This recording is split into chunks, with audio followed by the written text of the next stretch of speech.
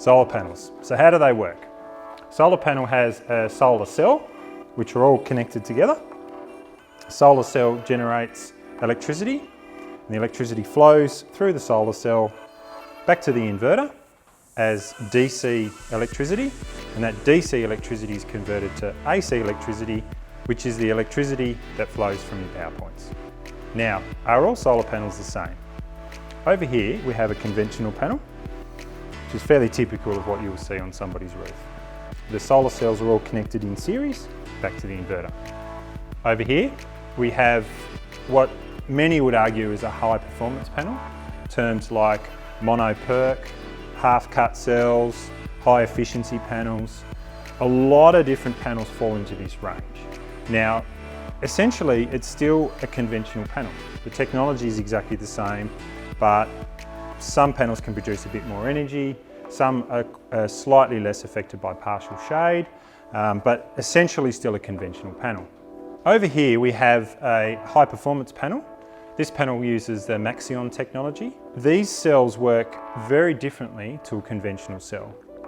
So here I have a little display which shows the difference between a conventional cell and a SunPower cell. With a conventional cell you have bus bars running through the front, which is very obvious of a conventional cell. Each of these cells are connected together in series. When you look at the back, you'll be able to see in more detail the SunPower cell. It's got integrated circuitry, and there's many connections between each individual cell. Each individual cell is also connected in parallel. And what that means is that shading caused by a tree or a dirty panel or cloud cover affects the SunPower cell less than a conventional cell. So panel efficiency is also a consideration. Typically with conventional panels, you're looking at a panel efficiency of somewhere between say 15 and 17%. With the middle of the range, you might be somewhere between 17 and 19%. And when you're looking at say the Maxion technology, you can be anywhere between 21 and 22%. Now what does that actually mean?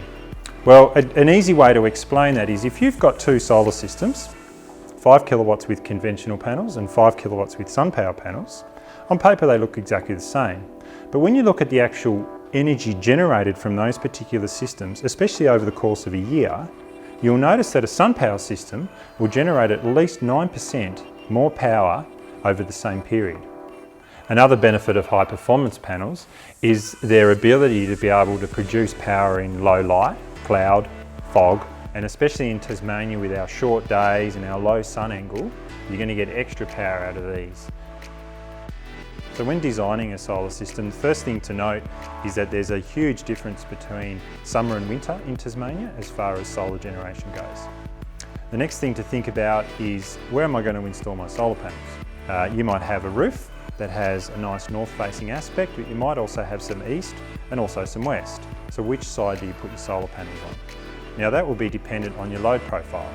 So do you use a lot of power at night? Do you use a lot of power in the morning?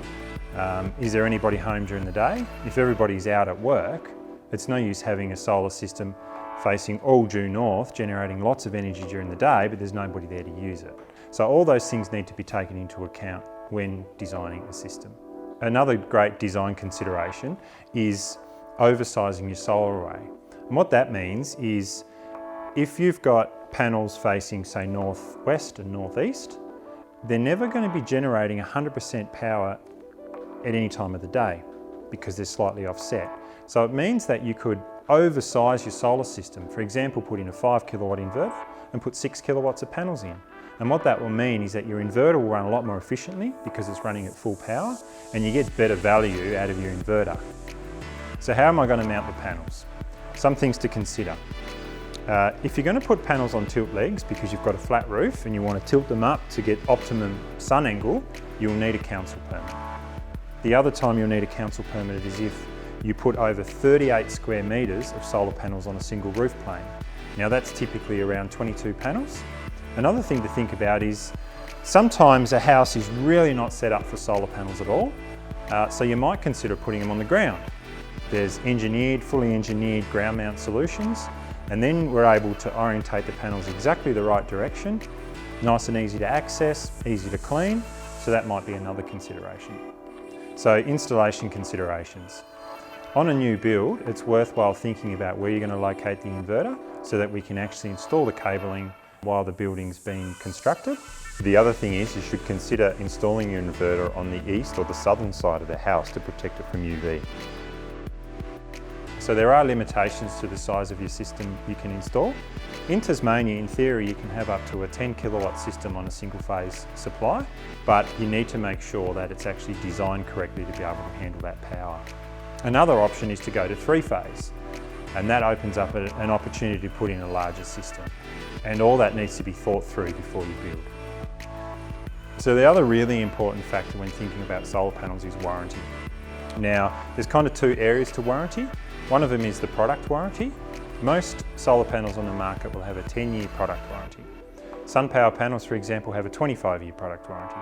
So it's worth comparing what you're looking at to make sure that you understand what you're getting. The other warranty, which is actually a little bit more complex, is the performance warranty. Now, any panel that's going to be sold in Australia has to have a 25-year performance warranty. But what does that actually mean? So over here you can see that a standard performance warranty will start off at 90% for the first 10 years and then drop to 80% through to the 25-year mark. Now that's the minimum standard to provide a 25-year performance warranty. Now, if you do a bit of research, you'll find that most good quality conventional panels will actually be slightly better than that.